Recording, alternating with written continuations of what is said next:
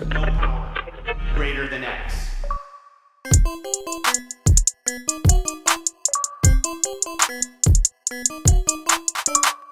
What's up, everybody? Welcome to the 6th episode of The Crossroads. My name is Ryan Turford, and this is the show where we're counting down the months to the 20-year anniversary of the original Xbox with 50 of the best games to play on the console for both new and experienced owners.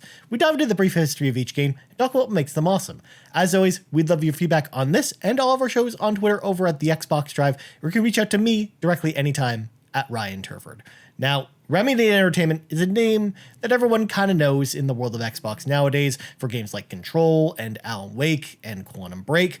However, there was actually a long time ago where they were actually a very small developer that we just didn't really know. So we're going to go back in time and kind of look at their second game, because their first game was a game called Death Rally. But this time we're going to talk about Max Payne. Max Payne. It's just fun to say Max Payne like that. Of course, Max Payne being their second game, and what they wanted to do with this game is do something a little bit different. Basically, what they wanted to do with this game is basically do a third-person action shooter that was inspired by basically like old like detective movies or Hong Kong action movies, and kind of like do this weird Remedy mishmash of the two of those things, and kind of do like almost like a John Woo movie mixed with like a like 1950s gangster movie essentially. So that's what Max Payne is all about essentially. Basically what the team decided to do, and of course the name Max Payne just kind of sticks out right away, is when they were pitching names for the game, they actually came up with names like Max Heat or Dark Justice, because they wanted to have like the name of the main protagonist and the title of the game be like as memorable as something like Duke Nukem was. But ultimately Max Payne was one they came up with. Again, very similar to Max Heat, but just adding pain to the end of it, because you go through a lot of pain in this game, or just how you actually refill your health in this game is using painkillers. See what they did there? It's very clever. So what was even crazier about this game too, especially going back and playing it now, is that Sam Lake, one of the people probably best known at Remedy, who is kind of like the face for a lot of their games in particular, not so much in the game itself, but Sam actually wrote both Max Payne as well as some of the other games, and was actually one of the leads on Control, for example. So it was very weird playing this game and revisiting it with Sam basically being the face of Max Payne. Like, he is essentially in the original Max Payne. Sam is actually the actor that they modeled the original Max Payne character like basically his whole likeness is based of him. In fact, it's hilarious because there's real life photos of Sam Lake actually wearing the Max Payne clothing, and in fact they've had the Max Payne clothing worn by him in like exhibits and stuff like that too, and again it looks exactly like he does in the game. So I just thought that was a hilarious and nice touch. And ultimately what was crazy about this franchise too is, even though it wasn't the hugest seller, it sold moderately well, but as you can tell, Rockstar Games actually published this game, and they were actually responsible for doing the ports of all the console versions. And after the PC version came out, because the PC version came out and then the Xbox version came out in late 2001, Take-Two actually just swooped in and bought the license for Max Payne pretty much right away, like on the spot, for $10 million, pretty much while Rockstar was porting the game, which is why now we saw Max Payne 3 with Rockstar and not with Remedy. Basically, Remedy was contracted to do the second game, which is Max Payne 2, The Fall of Max Payne, which also came out on the original Xbox. But after that, that game didn't really sell too well, so Remedy was kind of taken off the project, and they kind of wanted to move on to something like Alan Wake anyways, which was their next project. So it's just really interesting to look back at the history of Max Payne, because it's a really interesting game, especially if you've never played this game, and I'd tell you all about that right now.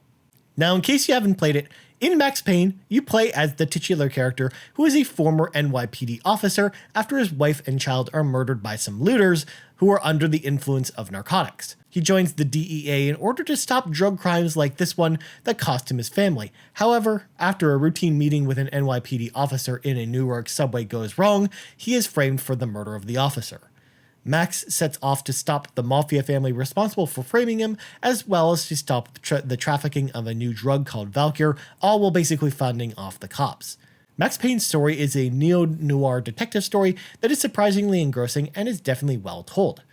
Most of the game's story is told using graphic novel panels that look like photographs with a comic filter over them. They look very cheesy.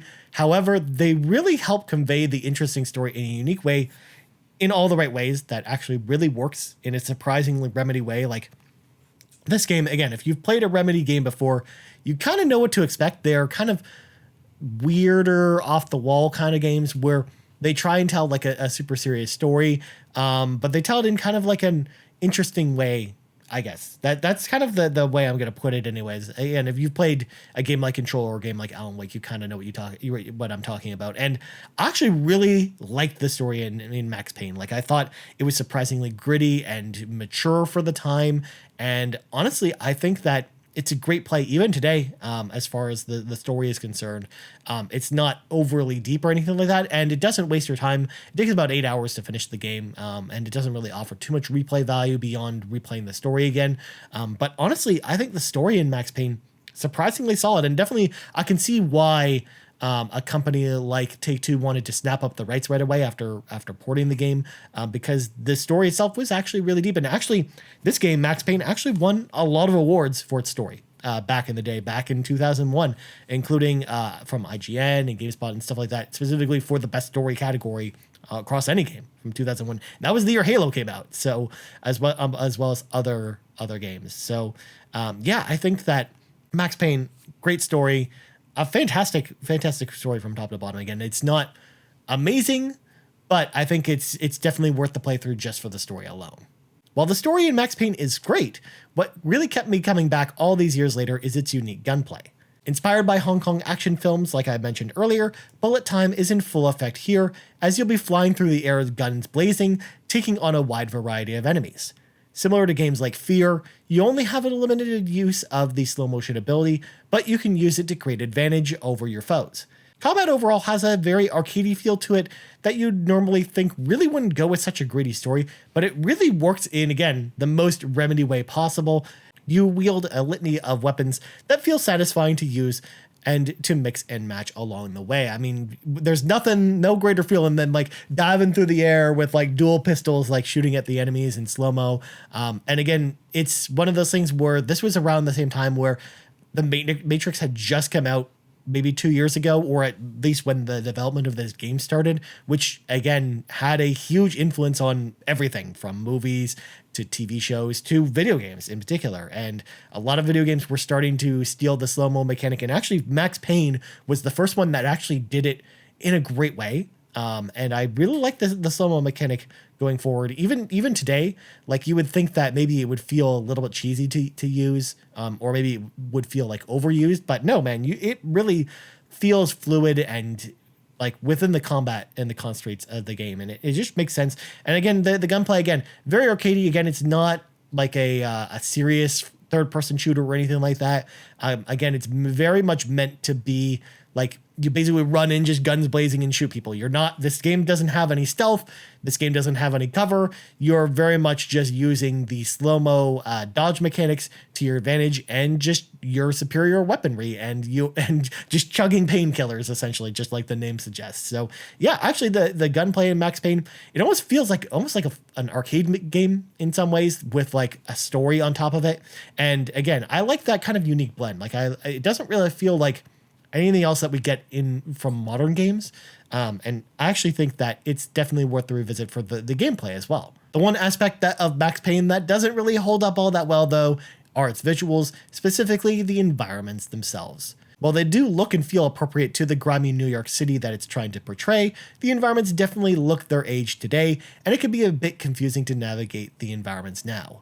However, this is all countered by the game's rock-solid frame rate that doesn't dip even under the intense firefights that it gives you from time to time. Running the game in 480p definitely helps clean up the visuals a little bit, and I definitely think it's a game worth revisiting, even with some of the outdated texture work. The character models also, I'm kind of hit or miss on them. Again, I think they looked really great in 2001, but definitely looking on it now. And this is kind of something we talked about a little bit when doing the Roundabout specifically and talking about how some of those games held up. The more true to reality that they're trying to go with the visuals, I think the less the game's going to hold up over the time, the quicker it's going to age. And I definitely think that holds true with this game as well. Like Max Payne, I think that the environments looked really good back then, back in 2001, and the character models equally as well. This was a state-of-the-art game on PC, but on consoles, it definitely did get a downgrade. And looking back on it now, it just, a lot of that work just doesn't hold up. And again, when you're trying to navigate through some of the areas, it does become a little bit hard to kind of see where you're going or kind of try and find things because all the environments kind of just blend together. Like even just the first mission where you're going through the subway system, it all kind of just blends together. So you can get lost really easily. So it's one of those things where it is definitely harder to go back to it now. But at the same time, I still think replaying the game now, you're still going to have a great time. The story's still great. The gameplay still feels fun if you're looking for like an arcadey shooter. And I think that Max Payne is a fun time now. Also, if you're looking for the sequel as well, it also is on the original Xbox, and it's also a fantastic game. It's probably a game that I would rate a little bit lower than the original and probably put in like the top 100 Xbox games and not instead of the top 50. So if I was to expand the list, that's where Max Payne 2 would definitely go. Unfortunately, I only have a physical copy of the first game. I have the second game digitally because they did offer it digitally on 360 for a while. But I don't actually have a physical copy of it because I didn't go out and get one since I have a digital copy. So either way, both games I think are great pickups. But if you're going to pick up one, definitely make sure it's the original Max Payne. It's definitely worth playing. Now, if you're looking to pick up Max Payne today, it's backwards compatible on Xbox 360. However, there is a bit of a frame rate issue with the game. The game runs at a very high frame rate on the original Xbox, but it can dip very easily on 360, so just keep that in mind. Again, backwards compatible ability on 360, the reason why they didn't keep doing it is it was very emulation heavy, and the emulator that they used was kind of a one shoe fits all kind of emulator that really had mixed results with a lot of games on the original Xbox. So for what it's worth, it is definitely worth playing. If you're going to play this game, probably you should play it on an original Xbox if you have one, but I do think it is at least playable on the 360. So it is definitely an option, but you're definitely going to have your best experience on the original Xbox with this game. Max Payne 2, on the other hand, runs way better on 360 and actually is probably a more solid experience on 360 than the original Xbox, but definitely with the original, stick with the original Xbox if you can. That's all for this episode of The Crossroads. You can hit me up on Twitter anytime at Ryan Turford. You also find the Pantsman himself on Twitter at Sean Capri, or us on Twitter at The Xbox Drive. Thanks so much for watching or listening to this episode of The Crossroads, and we out. Bye.